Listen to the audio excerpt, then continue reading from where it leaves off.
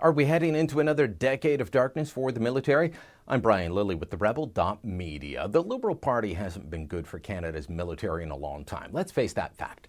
They've cut budgets over the decades. They neglected to re-equip them. They refused to re-equip them. They neglected the military in general. They bought faulty used submarines for our Navy just because they were cheap. So now as Justin Trudeau takes power, I'm getting worried that our military is once again in a decade of darkness, especially with the cancellation of the F-35s.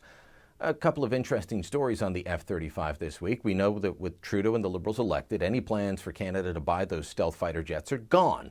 The Liberals made that promise, but interesting note. Trudeau and his cabinet will be sworn in on November 4th. In 1993, Jean Chrétien's Liberals were sworn into power on November 4th after a campaign that saw them promise to cancel another military purchase, the EH-101 helicopters. We're just getting the Sea Kings replaced now. I wonder what's going to happen to our fighter jets with the F-35 cancellation. Will the Air Force be told to keep flying the CF-18s forever? We know, thanks to a report from Reuters, that the Liberals plan on going back to square one. See, the Harper government already had, sitting on their desk, a number of competing bids from makers of other fighter aircraft, companies that wanted to be the choice instead of the F-35. But according to the people that Reuters is talking to, those bids are going to be thrown out. Everything will start over. Here's the quote. "We're going to put together the requirements we have for aircraft. I don't think we trust the Conservative government's requirements." So going back to square one, you know what that means? It will be years before a decision is made. How can I say that? Because there are rules for contracts of this size. How the contracts have to be handled, what the government must do, how the companies bidding must act, how those bids must be handled by the government. Break those rules and you can face a major lawsuit. The government may already be breaking the rules, or the new government may be breaking the rules. Despite saying they wanted a fair and open bidding process, one of their problems with the F-35, they claim, well, the source cited by Reuters said the F-35 will not be part of the bidding process. It will be excluded. They've decided before it's even begun they won't buy that plane. A couple of points here. This idea that Lockheed Martin was given an untendered contract, that there was no bidding process to make the next generation of fighter jets is complete BS.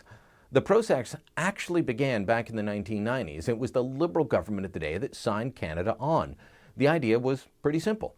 Get together a bunch of NATO allies, pool resources to build the next generation of fighter jet, and then they work together on the jet. They not only have an interoperable piece of equipment, they also lower costs. The initial competition included Boeing, Lockheed Martin, and McDonnell Douglas. All the companies came up with the designs that were evaluated, and McDonnell Douglas, well, they were deemed unfit. Their designs from Boeing and Lockheed Martin went ahead. Eventually, Lockheed Martin's bid was accepted as the best one, and it moved forward. Did Canada have its own request for proposals? No. Did we have our own design competition? No. Why? Because we'd signed on to be partners with our allies in building this new plane. We agreed to a joint bidding and selection process. That's why it's called the Joint Strike Fighter Program. The lies about the F-35 program could fill an airport hangar. Secondly, there is this idea that we'll save mega bucks by buying an alternative plane. Well, the Globe and Mail has a piece out questioning that wisdom. Speaking to experts in the field of aviation and military who may actually know that the projected savings that the Liberals are promising may never materialize. Well, welcome aboard, Globe. We did this story back at Sun in December 2012. Back then, the cost of the F-35 was pegged at $88 million per jet. That's the same estimated price tag as the F-18 Super Hornet, one of the possible replacements. But a place, I need to point out here, this is a plane that's already 20 years old and about to end its production. The European competitors like the Eurofighter Typhoon or the Dassault Rafale, well, they're estimated to be more than $100 million apiece. None of these planes, by the way, would be made in Canada or use Canadian parts. The F-35 would. Right now, Canadian firms have contracts worth about $750 million due to the F-35 manufacturing process. If Canada pulls out of buying the plane, those contracts and the technology transfers that go with them will go as well. That's part of the F-35 deal. Only countries that are part of the process can help make the planes. A final thought, one I've made many times before. Trudeau and the Liberals worry about the cost of the plane, and they will give you other reasons for why it shouldn't be bought. But the reality is, it's all about cost for them because they are philosophically opposed to spending money on the military. They were elected on a promise to scrap the F-35. But they also promised to give CBC an extra $150 million a year in additional funding. That's got to be more than they would save scrapping the F-35. And CBC already cost more on an annual basis than the F-35 program would cost over the lifetime of the jets if we purchased them.